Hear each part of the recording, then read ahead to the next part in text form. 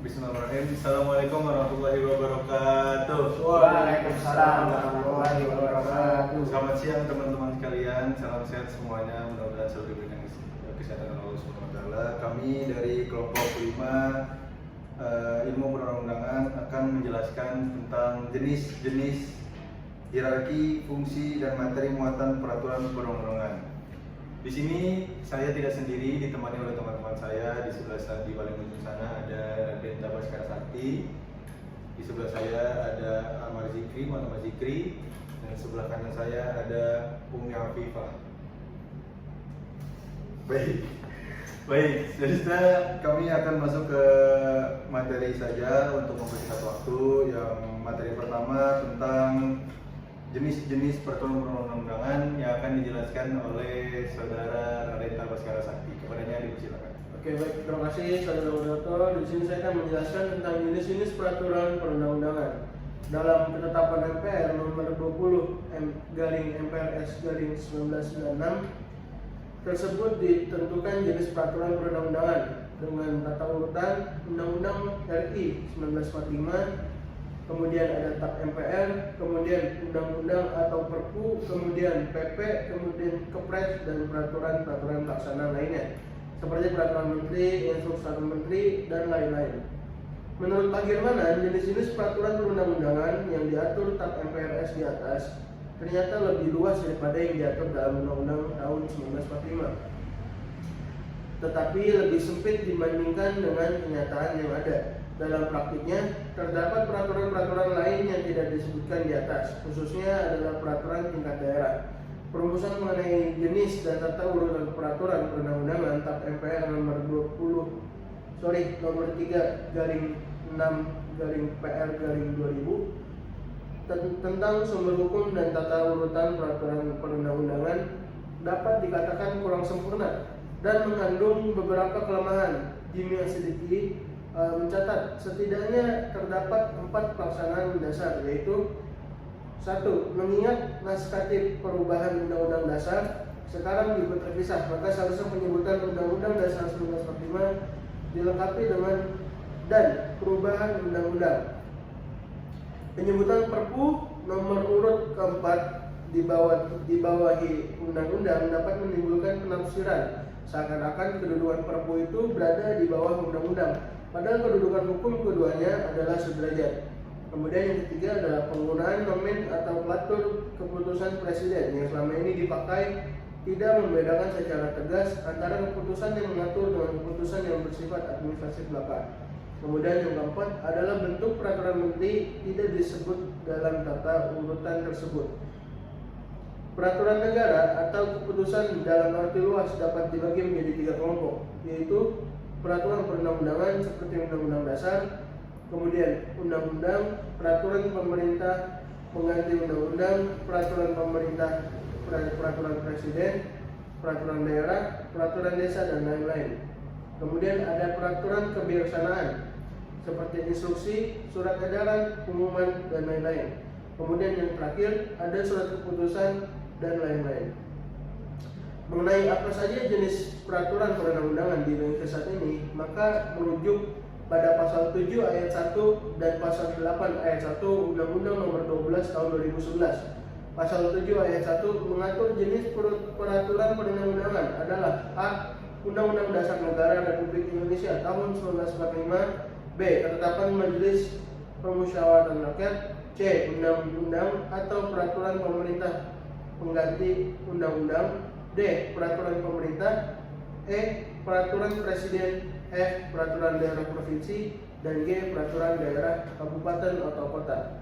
Selain jenis peraturan perundang-undangan yang diakui oleh pasal 7 ayat 1, pasal 8 ayat 1 juga mengatur jenis peraturan perundang-undangan lainnya yang mencakup peraturan yang ditetapkan oleh MPR, DPR, DPD, MA, MK, BPK, Komisi Yudisial, Bank Indonesia, Menteri, Badan, Lembaga, atau komisi yang setingkat dibentuk dengan undang-undang atau pemerintah atas perintah undang-undang, Dewan Perwakilan Rakyat Daerah Provinsi, Gubernur, Dewan Perwakilan Rakyat Daerah, Kabupaten atau Kota, bupati atau wali kota, kepala desa, atau yang setingkat.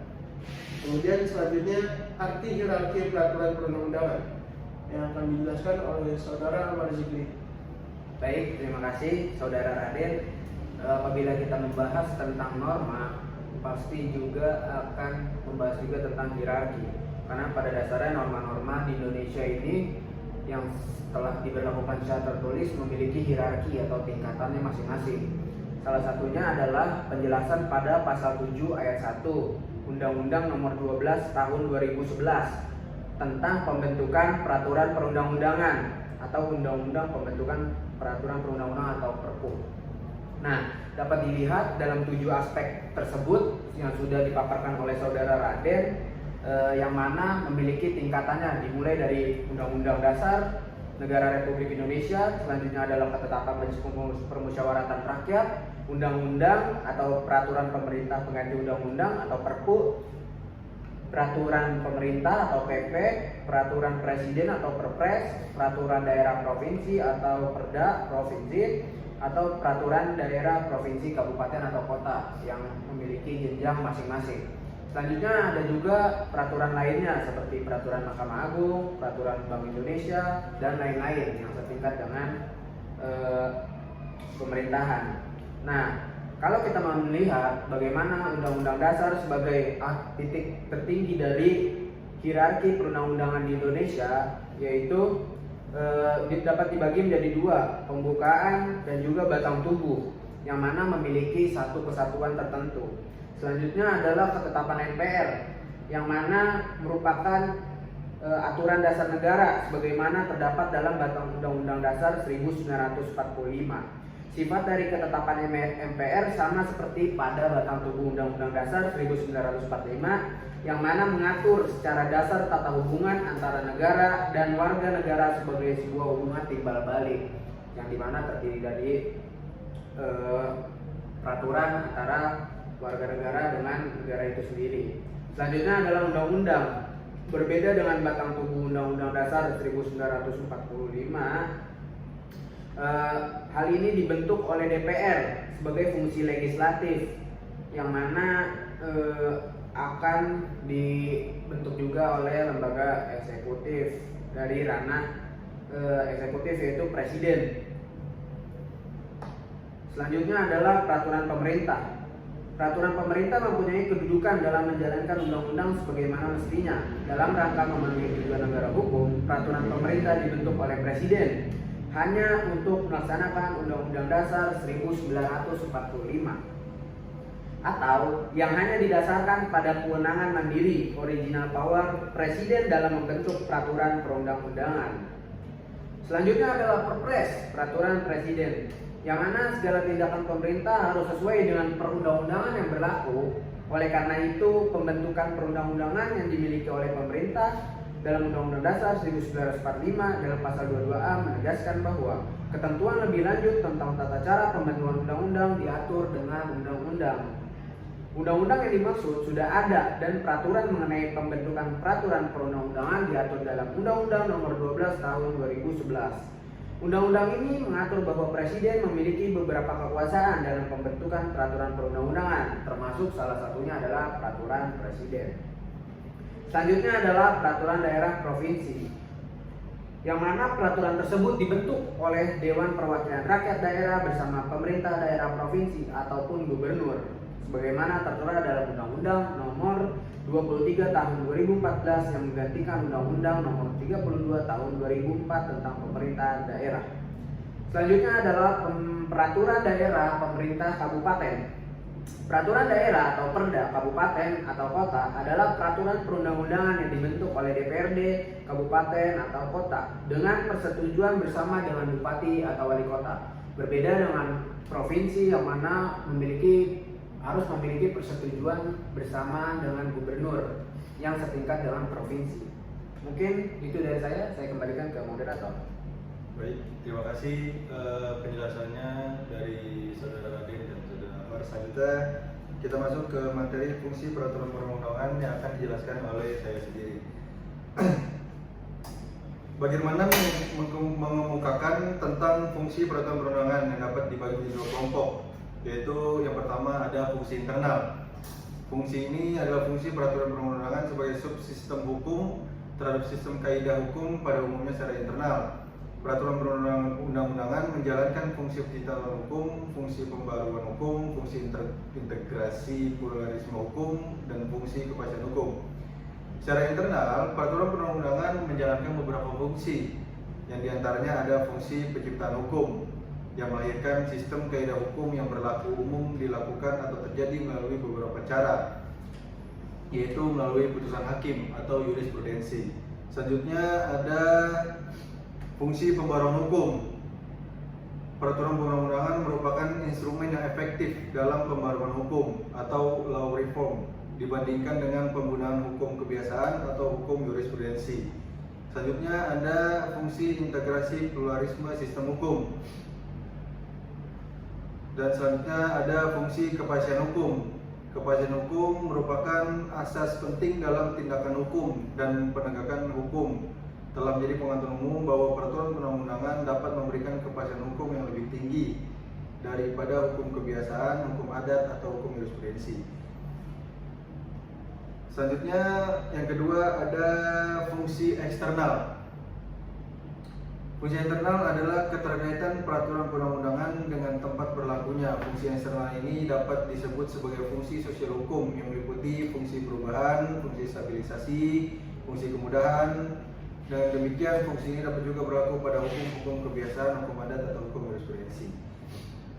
Fungsi sosial ini dapat dibedakan. Di antaranya ada fungsi perubahan, ada fungsi stabilisasi, ada fungsi kemudahan. Yang dimana fungsi perubahan ini hukum sebagai sarana pembaharuan atau law social engineering. Yang kedua ada fungsi stabilisasi, yang dimana peraturan perundang-undangan di bidang pidana, di bidang ketertiban dan keamanan adalah kaidah-kaidah yang terutama bertujuan menjamin stabilisasi masyarakat.